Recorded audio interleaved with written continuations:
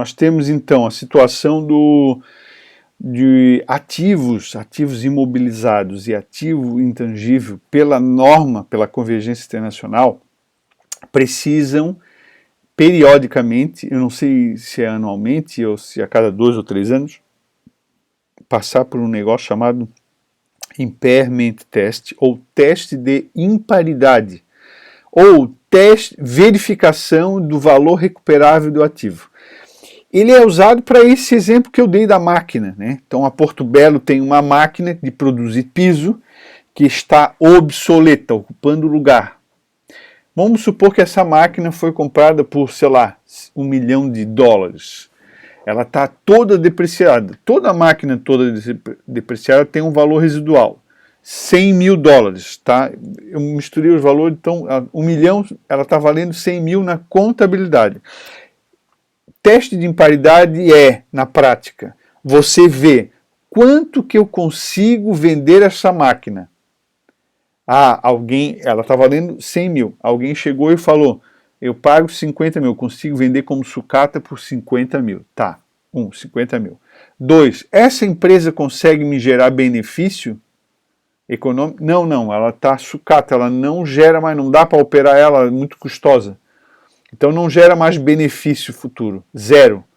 Então você tem valor contábil 100 mil, valor de mercado 50 mil e valor econômico 0.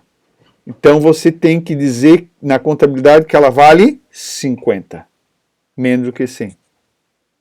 Se essa máquina valer 100 e o valor de mercado fosse 200 e o benefício econômico 0, então você não pode usar o 200, você tem que deixar o 100 para não aumentar o ativo sem ter a certeza que vai ter esse aumento. Numa outra situação, a máquina, ela não é, a gente quer se desfazer dela, mas ela gera benefício econômico. Tá bom. Ela vale 100 na contabilidade. Alguém paga 50 por ela como sucata.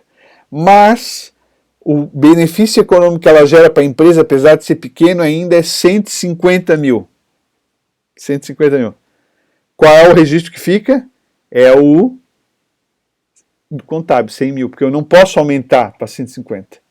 Mas se fosse, o benefício que ela gerasse fosse 70 mil, aí eu teria que dizer assim, ó, ela me gera benefício de 70, alguém me compra por 50 e ela está contabilizada por 100.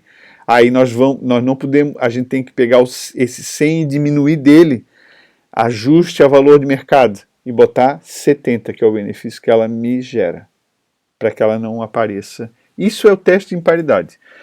Pessoal, não entendeu? Achou difícil matemática? Lê a explicação do Marion, tá? Pergunta para o professor na aula síncrona. E a última situação.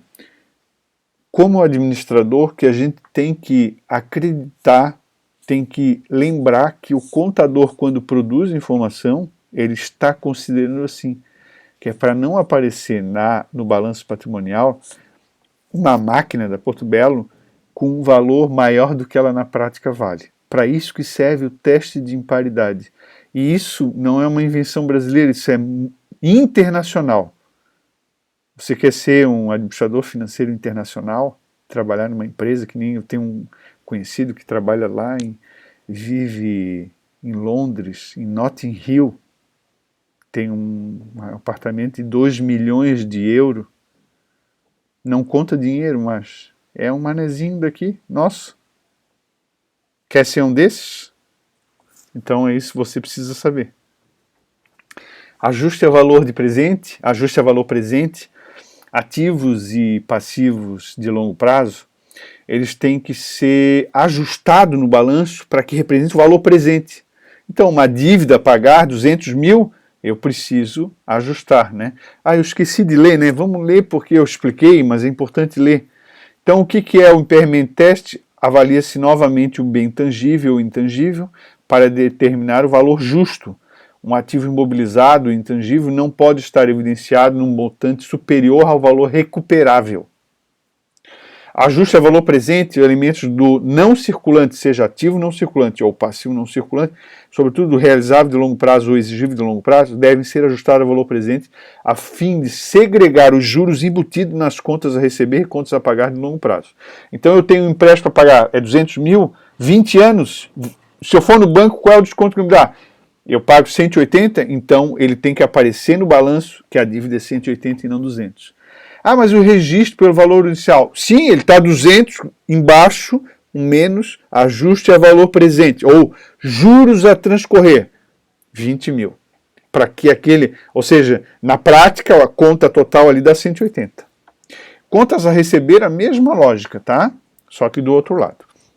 Então, para terminar essa parte bem teórica, eu busquei o balanço patrimonial da Porto Belo. Eu fiz uma pesquisa super demorada para conseguir encontrar um balanço que demonstrasse exatamente essas situações que eu expliquei, que elas nasceram da convergência, mas as demonstrações elas já vêm com essa situação liquidada, pronta, já na demonstração, né? Então nós temos aqui o balanço patrimonial da Porto Belo, e eu peguei, ele está aqui, né?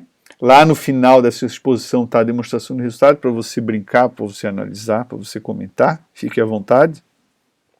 Mas eu peguei nessa demonstração, no balanço patrimonial, e fiz alguns registros para simplificar isso que o professor explicou. Então, por exemplo, aqui, ó, fornecedores e cessão de crédito, né? Não, desculpa, empréstimos e debêntures. A Porto Belo tem, 31 de dezembro de 2017, 146 milhões de dívida. Milhões, tá? Isso aqui está em milhares de reais. Então, o que que acontece? Aquele 146, ali dentro, imagina que tenha 80 milhões de reais que seja um empréstimo do BNDES, porque ali é uma síntese de tudo, o valor original. Já foi amortizado ao longo do tempo 40 milhões, então ele está devendo em 31 de 10, 40. Mas, se ele for quitar, ele tem 10 milhões de desconto. Então, a dívida, na verdade, é 30 milhões. O registro original é 80, tem registro de amortizações, ele deve 40, mas se for quitar agora, tem que ser 30. Então, existe esse reconhecimento pela contabilidade aqui desses juros a transcorrer, ou ajuste a valor presente. Né? Aqui está, ajuste a valor presente da dívida. Tá bom, pessoal? Ok, um outro exemplo que se deve ao teste de imparidade. Dentro do ativo imobilizado, nós temos uma máquina de serigrafia de piso. O registro pelo valor original é 230 milhões de reais, né?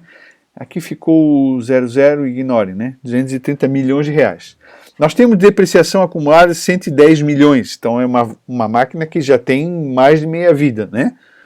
Ok, então essa máquina na prática vale 120 milhões. Só que quando você foi olhar no mercado e o benefício futuro da empresa, você verificou que essa máquina não vale 120 milhões, só vale 100 milhões.